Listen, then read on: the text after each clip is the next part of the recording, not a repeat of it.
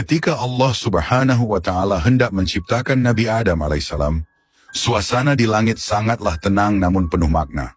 Allah mempersiapkan manusia pertama yang akan menjadi khalifah di bumi. Pada saat itu, tubuh Nabi Adam alaihissalam yang terbuat dari tanah liat sudah terbentuk, namun masih tanpa ruh. Di tengah kemuliaan proses penciptaan ini, ada satu makhluk yang hati dan pikirannya diliputi kebencian dan rasa iri.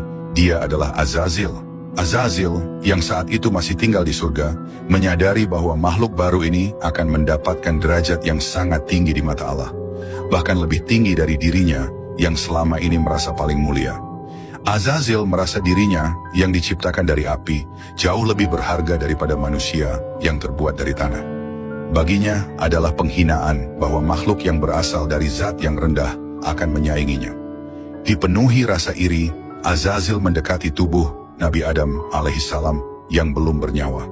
Matanya menyala penuh kebencian saat melihat tubuh manusia yang tak bergerak itu. Dia merasa seolah kemuliaannya sebagai pemimpin para malaikat dan penghuni surga akan direnggut oleh makhluk baru ini. Dalam tindakan penuh penghinaan dan kesombongan, Azazil meludah ke arah tubuh Nabi Adam alaihissalam. Ludahnya jatuh tepat di bagian perut Adam dengan harapan bahwa tindakannya itu akan merusak ciptaan Allah sebelum ruh ditiupkan ke dalam tubuhnya. Namun Allah Subhanahu wa Ta'ala yang Maha Mengetahui segera menyadari tindakan keji tersebut. "Wahai Azazil," suara Allah menggema di seluruh langit, "bagaimana engkau berani menghina ciptaanku?" Mendengar teguran Allah, Azazil terdiam. Dia tak menunjukkan penyesalan. Dalam hatinya, dendam membara. Dia tidak bisa menerima bahwa derajat manusia akan lebih tinggi dari dirinya. Sebagai hukuman atas kesombongannya, Allah Subhanahu wa Ta'ala segera mengusir Azazil dari surga. "Pergilah dari sini, kau tak pantas berada di tempat yang mulia ini," firman Allah dengan kemarahan yang meliputi seluruh surga. Sejak saat itu, Azazil tak lagi diakui sebagai makhluk yang mulia. Ia bukan lagi pemimpin para malaikat, dan kehormatannya di hadapan Allah telah hilang. Namun alih-alih merasa bersalah, Azazil hanya semakin membenci Nabi Adam alaihissalam. Dendamnya begitu mendalam sehingga ia bersumpah akan menghancurkan manusia beserta keturunannya. Dia berjanji bahwa dirinya akan selalu berusaha menggoda, menyesatkan, dan merusak setiap langkah umat manusia.